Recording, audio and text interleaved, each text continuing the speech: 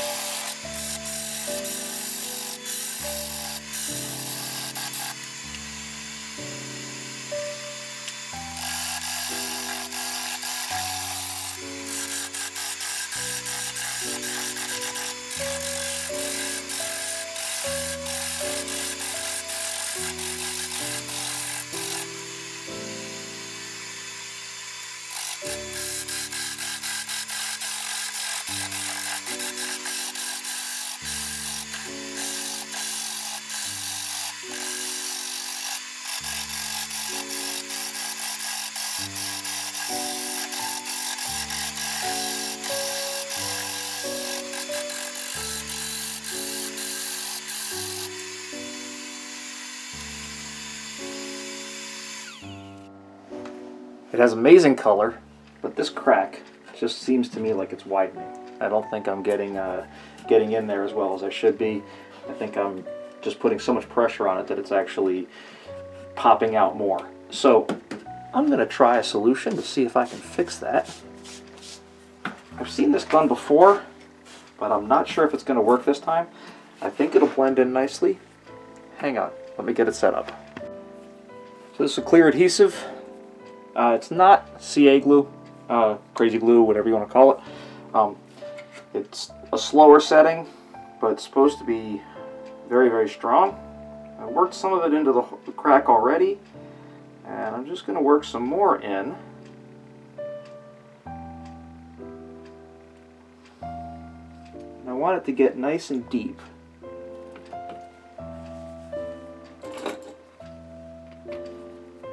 And as that's settling its way in, I'm going to take some of the shavings from this same piece, just press them in there.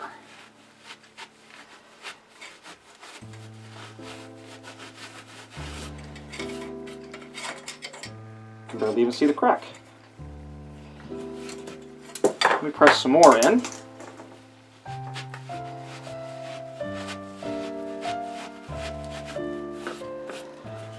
All right.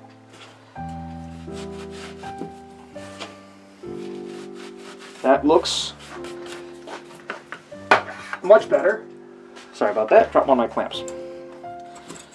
So now the next thing to do is to clamp this down, and it's going to need to set for about 24 hours. So unfortunately I won't be able to get back to it for a while, but that's alright.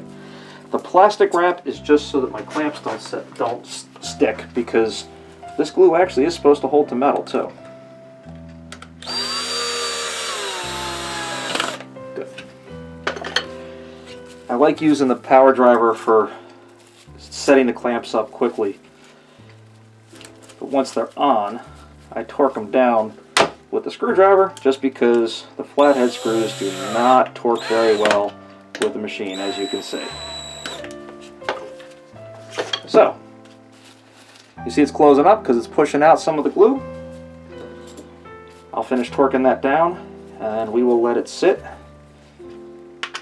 And hopefully when I get back to it, it'll be solid and a little happier about turning. My determination is getting the better of me. I really want to see if I can get something out of this piece.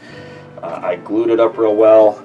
I did a couple times of resetting the clamps, re-gluing, doing it over and over again so that it really got solid. It seems like it's pretty good. I've had it on the chuck for a bit and spun it and just tried to see if it was going to change at all with centrifugal force, and it hasn't seemed to. So I'm really happy with that. I'm going to start by just shaping the outside a little bit more, and then I'm going to switch to hollowing the inside. I'm going to do that first with a Forstner bit so that it doesn't put a whole lot of pressure on it. And I'm really close to being done on this, so I'm hoping I get something. Again, this is found wood. It's not necessarily real solid stuff. I'm a student, not a teacher. I'm just trying different things and being as careful as I can while I do it. I'm wearing all sorts of safety protection and everything else. I got all my PPE on so that I can be safe, and just make sure if you do anything like this that you're being as safe as possible. All right? So let's get started turning. I'm going to turn my lathe up to a high speed, about 2600 RPM, and we'll get going.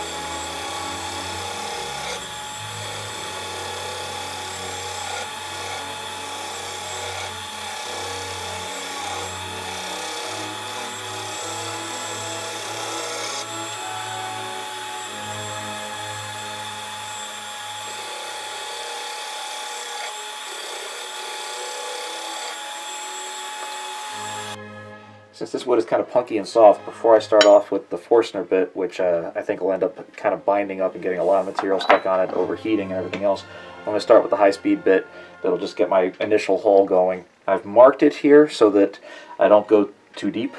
And other than that, I'm going to be going about 1200 RPM. So the nice thing about the high-speed bits is they can go a little faster. And I'm just going to drill it down, and then I'm just going to start working up with the Forstner bits.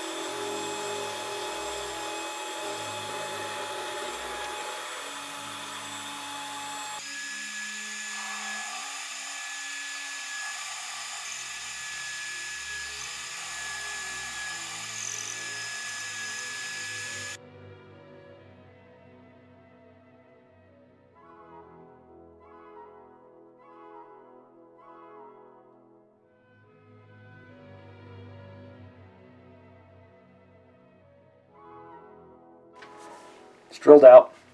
I have dueling forces going on here. I'm going to be putting pressure on the wood when I'm cutting, and at the same time the centrifugal forces are going to be pulling it out. So it's not really dueling forces, it's combining forces. So I need to be very, very careful. I'm going to start out here, and the primary reason for that is this is the area I'm most likely to get a catch, in my opinion, at least from my experience.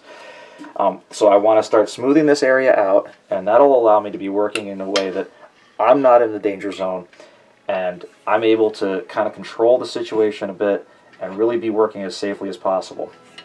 I am hoping that if it's going to fail, it'll fail out here. I would like to go fast, but there's that centrifugal force.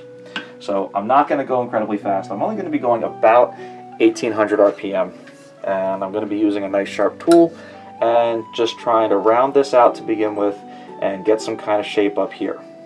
If that all works out, then I'll be able to start working deeper. So, let's get going.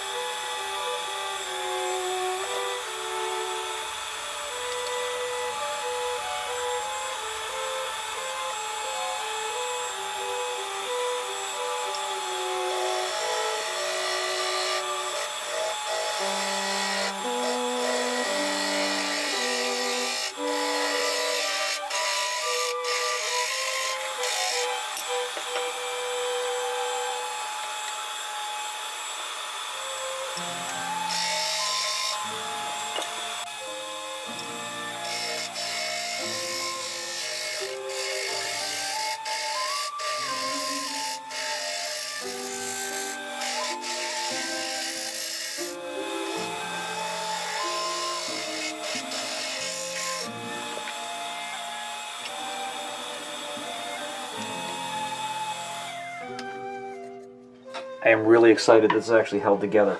That's amazing to me. I was really kind of expecting a fail at some point there. As I've said before, it's not the best piece of wood, but I'm excited.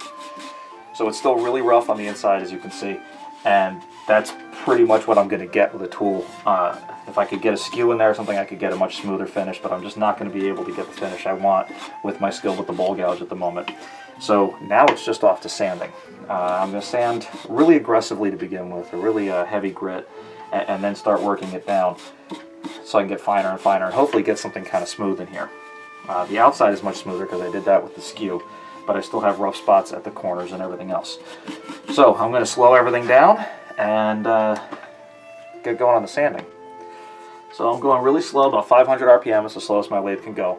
And I'm using one of these sanding discs here. I'm still getting the hang of these things. I kind of like them, kind of don't. It's kind of a love-hate relationship at the moment, but I used to have that same relationship with the skew and the bowl gouge, so I think it probably will work out in the end. I've got a 50 grit on here, and see what we get.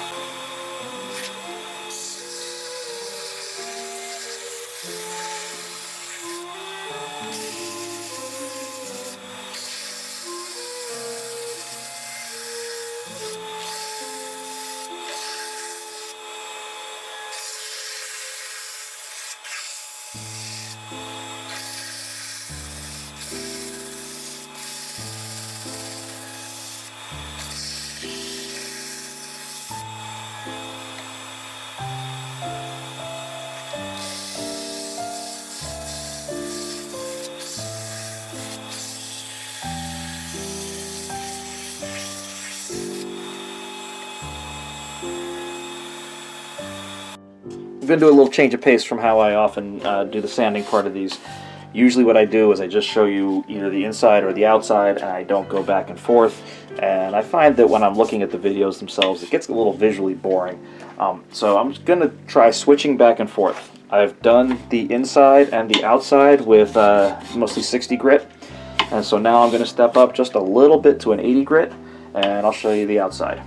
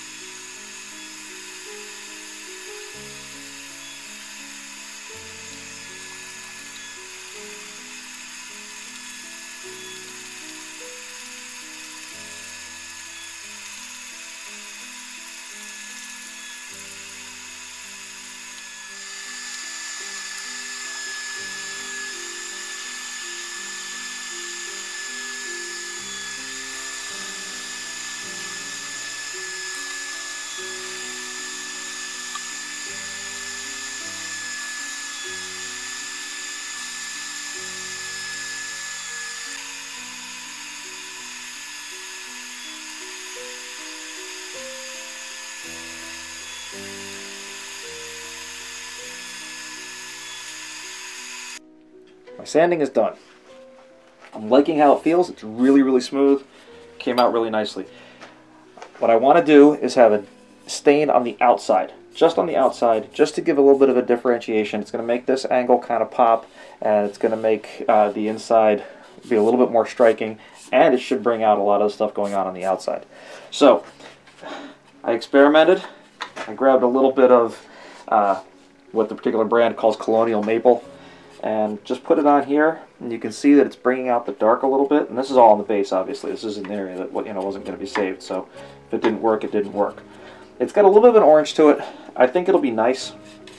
So I've cleaned everything off, and I'm just going to apply the stain on here, put it on with a paper towel, and then give it a little bit of friction to help it set and get in there, and at the same time take off the excess.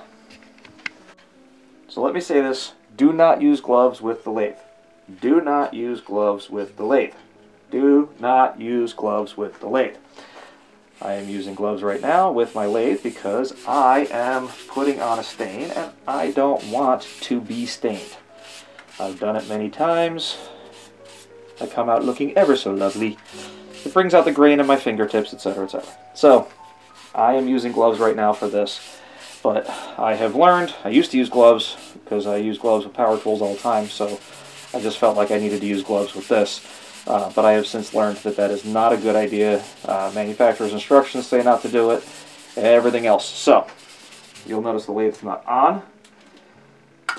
It's just for the application of the stain. And I like that. You can see the color difference between the inside and the outside. I'm actually going to do it a little bit more, so I'm just going to buff that down a little bit and then put another coat on just to see if I can get it in a little deeper. But first I'm taking my gloves off.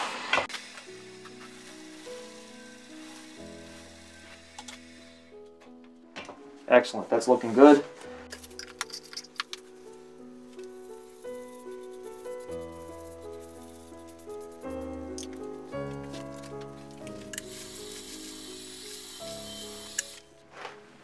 That's nice. There's lots of waves in it going this way, lots of colors in the grain going this way. Those cracks have turned into nice little accents, so really trying to flaw into an accent. I like that. I'm going to give this a little bit of time to dry. I'll clean up a little bit, and then I'm going to put on a nice shiny finish. Seeing as how this piece has been all experiments all the way through, I'm going to continue in that vein, and I'm going to try using some shine juice. It's my first time using shine juice. I just made it up today. I'm kind of excited about it. I probably am going to screw it up, but ought to be fun. My understanding is you put on a flood coat first, you put it all on with toilet paper, and then you start buffing it in finer and everything else. So I'm going to give it a shot.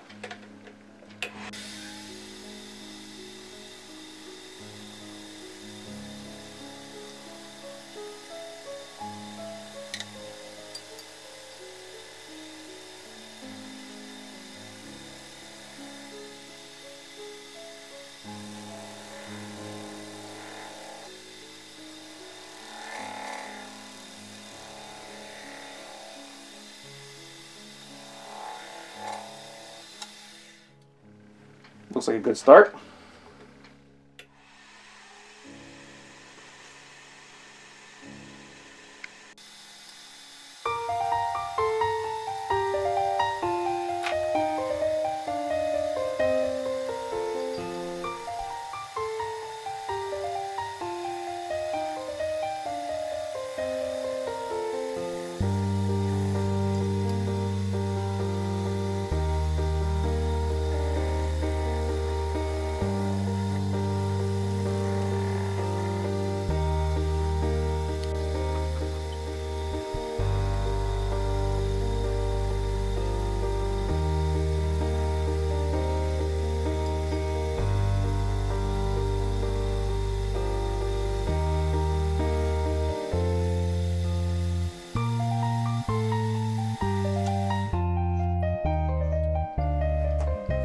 That's turning out really, really nice.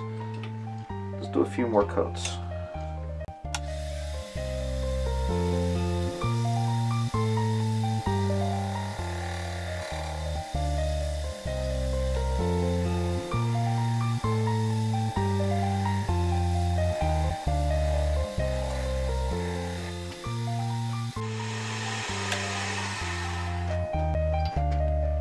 Well, that is the easiest shine I've ever gotten on anything. That's just beautiful. It's come out really nice. It's got great colors. It's looking really pretty. I'm going to put a little bit of finish on the inside, and I'm going to part it off. So there we have it, the piece that shouldn't have made it. I'm surprised that it actually turned out even okay, and I actually really like it. I like the shine that I got on it with the shine juice. Love all these colors. I love how the glue ups ended up really just giving a lot of accent. You know, they're not just cracks, they're really remarkable lines. It's a really pretty piece in the end. So, time to move on to the next thing. Thank you for joining me on the Peaceful Woodturner.